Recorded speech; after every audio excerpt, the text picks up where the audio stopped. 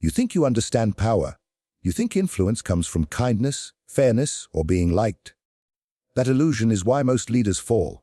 Today, we shatter that myth and expose the darkest truths of power, the ones you fear to know, but must master, or be ruled by those who do. Power is neither good nor evil, only effective or weak. Power exists beyond morality, beyond the fragile lines of good and evil that society clings to as if they were shields against chaos. The world has been conditioned to believe that leaders rise because they are virtuous, because they embody justice, or because they hold some higher moral calling. Yet, history whispers another truth to those who are willing to listen. Power does not bend to the rules of morality. It bends only to the rule of strength and cunning. To see power through the lens of morality is to misunderstand its nature entirely. Good and evil are social constructs, labels created to comfort the weak, to give them a sense of order in a world where only the strong prevail. The lion does not ask whether the deer deserves to be hunted. The storm does not question whether it is righteous to tear down a village. Power acts. It does not apologize. It does not justify. It simply moves forward, sweeping aside those who hesitate to use it with precision and without guilt. Those who cling to ideals of morality often find themselves betrayed by them. They believe that justice will shield them, that fairness will inspire loyalty, that kindness will breed security. But when the stakes are high, when resources are scarce, when enemies are plotting, morality becomes a luxury that cannot be afforded. The one who hesitates, questioning what is right, loses precious time, and in that hesitation, they leave an opening for someone else, someone who understands that power rewards decisiveness, not hesitation. Power is not about being good. It is about being effective. The measure of a ruler, a commander, or an influencer is not whether they were loved, but whether their decisions led to control, stability, and survival. The weak mistake power for virtue because they wish the world worked that way. They want to believe that those who lead do so because they are noble.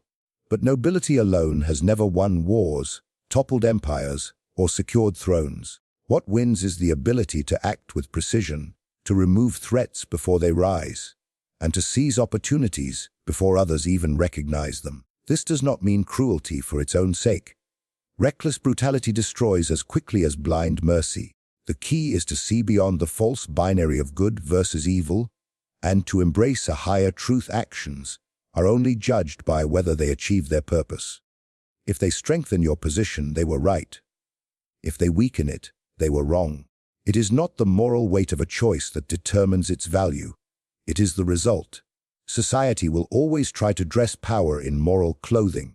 The victors of history are often painted as just, heroic, and righteous.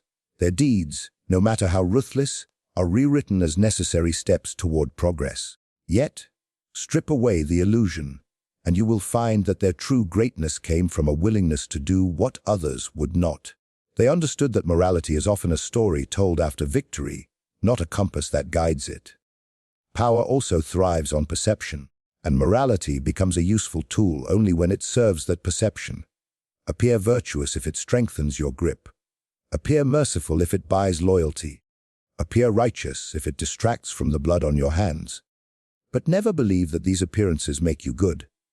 They are illusions, tools of control, not reflections of reality. The moment you begin to believe in your own image, the moment you start acting to preserve your sense of righteousness rather than your position, you have already lost. The harsh reality is that power will always belong to those who understand its nature. Not to those who wish it were different, not to those who cling to moral fantasies, but to those who see the world as it is. A battlefield where effectiveness is the only measure that matters. Fear is more reliable than love. In the pursuit of power, many are seduced by the idea of love as the foundation of loyalty. They believe that to be admired, to be cherished, and to be adored will create unbreakable bonds that secure their rule. They imagine followers who are willing to sacrifice everything out of devotion, allies who will stand firm because of affection, and subordinates who will never betray because their hearts are bound by gratitude. But such fantasies are built on fragile illusions, and illusions cannot hold the weight of true power. Love is a dangerous currency in the realm of influence because it is fickle. It shifts with emotion, with circumstance, and with self-interest. Those who love you today may love another tomorrow. Those who praise you for your generosity will despise you for your strength. The human heart is unpredictable, easily swayed by jealousy, resentment, or fear of greater consequences. A leader who leans solely on love for security is like a general who builds fortifications out of sand.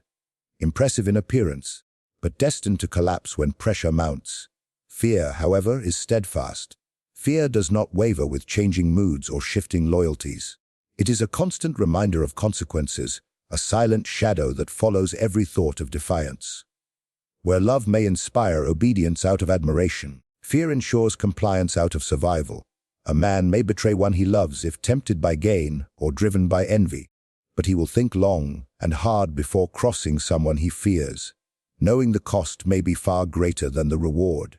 The strength of fear lies not in cruelty for cruelty's sake, but in the certainty it instills. Fear creates boundaries that are rarely tested. It teaches followers, allies, and enemies alike where the line is drawn and what awaits those who cross it. Unlike love, fear does not depend on the goodwill of others. It depends only on your ability to project power and enforce consequences when necessary. But there is a delicate art to wielding fear, for unrestrained terror can breed rebellion as quickly as it breeds obedience. The most effective form of fear is one that is controlled, measured, and purposeful. It must be enough to command respect, to ensure hesitation before betrayal, but not so overwhelming that it provokes desperation. A cornered man who has lost all hope of mercy becomes dangerous, for he has nothing left to lose. Therefore, fear must always be balanced with the faint glimmer of safety, a sense that loyalty and obedience will spare one from the worst. Love, on the other hand, is often mistaken as a softer, more reliable bond because it feels good to be admired, to be praised, to be seen as benevolent. Yet love does not prevent betrayal, it only delays it. The moment circumstances change, the moment your followers believe that serving another brings greater rewards, their affection will falter. Love is conditional, based on the benefits one receives, on the emotions one feels, and on the ideals one imagines you represent. But when reality shifts, those ideals can quickly turn to disappointment, and admiration can turn to resentment. Fear carries no such illusions. Fear is not about being liked, it is about being respected. It is about being perceived as someone who cannot be crossed without consequence. When a ruler or leader builds their foundation on fear, they free themselves from the whims of emotional loyalty and place their trust in a far more predictable force, the instinct for survival. Even in history, the great rulers who were loved did not rely on love alone. Their legacies were cemented because those who followed them knew that behind their generosity lay the steel of consequence. Those who misunderstood this balance often found themselves overthrown, betrayed, or forgotten, remembered not for their power, but for the weakness that led to their fall. Fear also shapes perception in ways that love cannot. It creates an aura of strength that deters challenges before they even arise. Those who contemplate rebellion weigh not only their desire for freedom or gain, but the price of failure. Fear forces calculation, and calculation often leads to inaction. In contrast, love invites testing. Those who believe your compassion will shield them are more likely to push limits, to test your patience, to exploit your mercy, and to misread your tolerance as weakness. Thus, the pursuit of love as the sole foundation of power is a dangerous gamble. It may bring comfort, admiration, and even a sense of moral satisfaction, but it cannot provide the same security as fear. Fear is constant. Fear is unwavering. Fear is the quiet whisper that lingers in the back of the mind, reminding all who would dare challenge you that the risk is greater than the reward.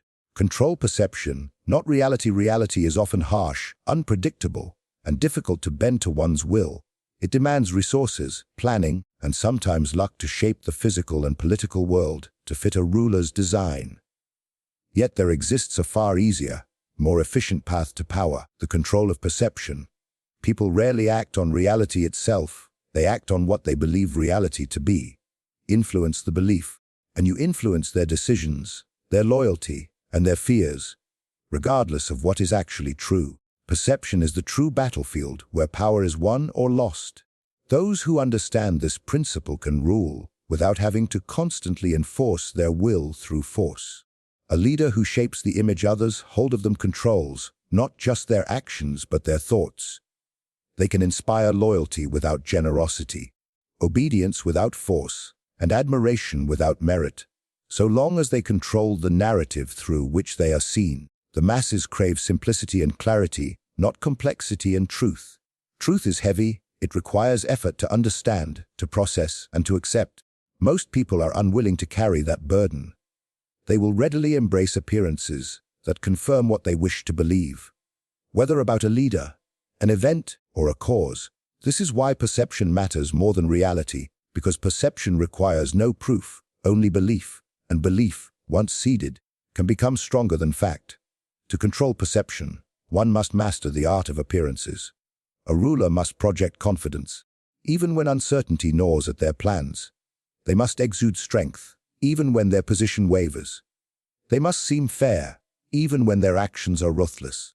The image of virtue is far more valuable than virtue itself, for virtue can be questioned, but appearances can be orchestrated to leave no doubt. The most dangerous mistake is to assume that deeds alone speak for themselves. Deeds are open to interpretation. A single act of mercy can be seen as weakness if not framed correctly. A decisive strike can be viewed as tyranny unless justified by a crafted story. Perception must always follow action, sometimes even precede it. Each decision, each move, each gesture must be wrapped in the proper illusion to ensure it serves the image you wish to project. Perception is also a weapon against enemies. When rivals appear stronger than they are, it is often because they have mastered the art of seeming invincible. They know that fear is magnified when others believe resistance is futile. Likewise, one can erode the strength of an opponent not by attacking them directly, but by shaping how others perceive them, by planting doubts, exaggerating flaws, or painting their victories as signs of arrogance or corruption. In politics, reputation often matters more than action, for once trust in an individual erodes, even their achievements can be turned against them. But perception cannot be built on chaos. It must be deliberate, consistent, and calculated. The leader who tries to wear too many faces will eventually be unmasked. Therefore, the image one projects must align with the role one wishes to play in the eyes of others. Whether that be the just ruler, the unshakable commander, or the mysterious figure whose motives remain unreadable, each role carries with it expectations, and it is through the constant fulfillment of these expectations that perception becomes reality in the minds of others. Yet one must never confuse control of perception with deception alone. Lies can serve as tools, but they are fragile if exposed. Far more powerful than lies is the shaping of interpretation. A ruler can take actions that seem brutal, self-serving, or even reckless, yet present them as necessary sacrifices for the greater good. People are more willing to accept harsh truths if they are told the story of why those truths must exist. The art lies not in hiding reality, but in dressing it in meaning that others find palatable. Perception also shields weakness. There will be moments when a leader lacks the strength to act decisively, when resources are scarce, or when danger outweighs opportunity. In such moments, the illusion of strength can prevent disaster. A ruler who appears unshakable, even when besieged, discourages challenges simply by projecting an image of control. Enemies hesitate, allies hold firm, and subordinates obey, not because the leader's position is secure, but because it appears secure. Those who underestimate perception often find themselves undone by it. They may hold real strength, command real resources, and possess real advantages, yet lose everything because others believe them to be weak, indecisive, or vulnerable. Conversely, those who lack true power can rise swiftly by convincing others they already possess it. In the theater of influence, the illusion of might often precedes its acquisition. Strike decisively, then hide the knife. Power is not gained through hesitation, nor is it maintained through half measures. Those who hesitate invite challenge, and those who strike without precision invite chaos. The true art of power lies in decisive action, swift, calculated, and executed at the exact moment when it will yield the greatest impact. But once the strike is made, once the blow has fallen, the hand that delivered it must vanish from sight, leaving no trace of guilt, no scent of blood that can be followed back to its source. Decisive action is feared because it carries risk. It is easier to deliberate endlessly, to weigh every possibility, to seek counsel from those who promise wisdom but deliver only delay. Yet delay is dangerous. In the time spent pondering, enemies gather courage, rivals build alliances, and opportunities fade into memory. A single hesitation can transform advantage into weakness, and weakness into downfall. Those who rule through strength understand that hesitation is an invitation to be devoured. To strike decisively is not to act recklessly. It is to act with clarity of purpose, and with an understanding that hesitation will always cost more than boldness. The perfect strike eliminates a threat before it matures, silences dissent before it spreads, and reshapes the battlefield before others even realize it has changed. It leaves no room for uncertainty, and no opportunity for retaliation. It does not broadcast its intent. It falls swiftly, unexpectedly, and with such precision that resistance collapses before it begins. But the aftermath of a strike is as important as the strike itself. If the hand that wields the knife lingers too long, the scent of violence clings to it. People begin to whisper. They begin to question whether the ruler is merciless, paranoid, or cruel. Sympathy for the victim grows, not because of their virtue, but because of the visible stain of guilt upon the one who struck them down. Therefore, once the blow has been delivered, it must be hidden. The ruler must step back into the shadows of innocence, allowing perception to shift and memory to cloud the truth. This concealment can take many forms. Sometimes it is the mask of justice, framing a ruthless decision as necessary for order, for security, or for the greater good. Sometimes it is the diversion of blame, ensuring that others carry the appearance of responsibility, while the true hand behind the act remains unseen. And sometimes it is simply silence, allowing the act to pass without explanation, forcing others to fill the void with their own justifications, their own stories of why it had to be done. To strike decisively is also to strike cleanly. Lingering wounds fester, they invite vengeance, rebellion, and unrest. A calculated strike removes the threat entirely, leaving no loose ends, no lingering doubts, and no embers of resistance to flare into flames. When punishment must be given, it should be swift and final, leaving those who witness it with a clear lesson. That defiance is not merely punished, it is erased. Yet brutality without subtlety is a mark of the unskilled. The truly powerful do not revel in bloodshed, nor do they leave unnecessary scars upon the minds of those who serve them. Violence must be swift but rare, decisive but quiet, purposeful but untraceable.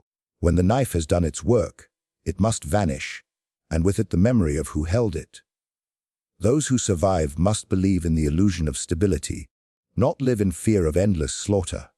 The greatest strikes are often those whose architects remain invisible. Rivals fall, dissent disappears, obstacles vanish. Yet no one can say with certainty how it happened or who orchestrated it. Rumors swirl, suspicions grow, but proof is elusive, and without proof, no accusation holds weight. This uncertainty is a shield stronger than steel, for it leaves enemies afraid to move, unsure of where the next blow will come from, or who will deliver it. Even allies must not see the knife too clearly. They may stand by a ruler who strikes decisively, but if they sense the blade is ever close to their own throat, loyalty turns to caution, and caution turns to plotting. Power thrives in an atmosphere where decisive action is respected, but never feared by those who serve faithfully. The ruler must ensure that those who remain believe themselves safe, so long as they do not cross the line. A line that must be defined not by law or morality, but by the ruler's own unspoken will. Never let them see you vulnerable. Vulnerability is a scent that predators can smell long before a victim realizes it is bleeding.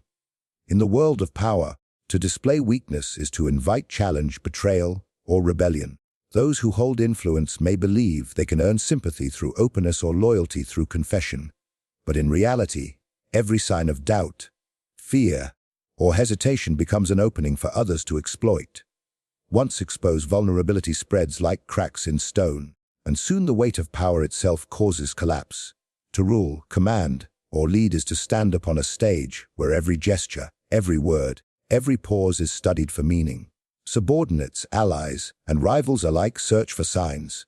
Signs that strength is faltering, that resolve is waning, that certainty is giving way to confusion. Even a flicker of hesitation can spark rumors, and rumors can grow into challenges. It is not enough to possess strength.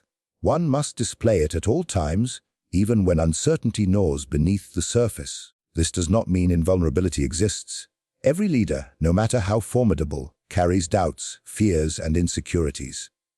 Yet these must remain hidden, sealed behind an expression of calm and control. The perception of unshakable confidence is as vital as the reality of it. For those who follow do so not merely out of loyalty, but because they believe their leader cannot fail. When that belief falters, loyalty weakens, alliances crumble, and fear spreads, not of the leader's power, but of their downfall. Vulnerability is also contagious. When a ruler or commander reveals too much of their inner turmoil, it does not inspire understanding. It spreads uncertainty throughout the ranks. Subordinates begin to question whether decisions are made with clarity. Allies wonder whether alliances will hold. Enemies watch closely, waiting for the perfect moment to strike. A single public display of weakness can undo years of careful image building, for it shows the world not who you wish to be, but who you truly are in moments of doubt. Yet there is a subtle art to masking vulnerability. To appear untouchable does not mean to appear arrogant or inhuman. Excessive displays of pride can be as dangerous as open confession, for they invite envy and resentment. Instead, strength must be shown through composure, through the ability to face crisis without visible strain, through the refusal to let circumstances dictate demeanor.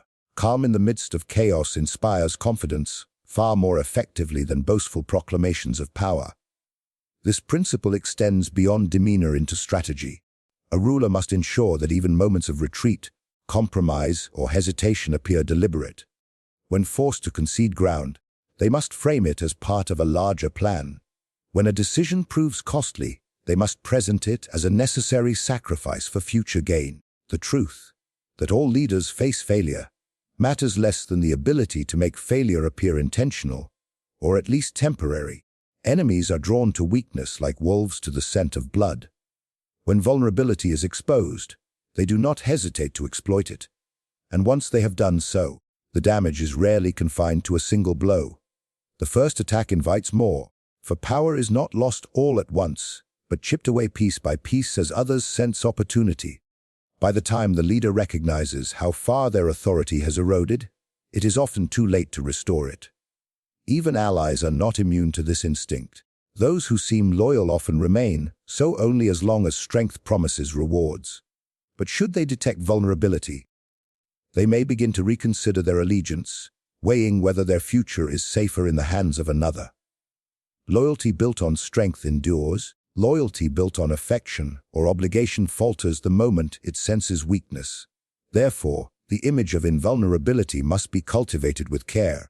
It must become a habit, a second nature, so ingrained that even in moments of private doubt, no trace of it escapes into the open. A leader may confide in no one completely, for even the closest confidants can one day become rivals. Secrets have a way of emerging when ambition calls. Power is not a gift, nor is it a reward for virtue. It is a weapon, a shield, and a test of will. Those who dare to wield it must abandon illusions, embrace harsh truths, and act with precision where others falter. The lessons you have just heard are not comfortable, nor are they meant to be. They are dangerous because they strip away the stories we tell ourselves about fairness and morality, and replace them with reality. Yet within these truths lies liberation. To understand power as it truly is, to master fear, perception, and decisive action, is to step beyond the reach of those who would control you. It is to become the one who shapes destiny rather than the one who suffers from it. But this is only the beginning. The darkest lessons hold more secrets, strategies that topple rivals before they rise, that turn enemies into pawns, that ensure your name is remembered long after others are forgotten. If you are ready to walk deeper into this shadowed path of influence and control, subscribe now. New stories await, each sharper, darker, and more dangerous than the last.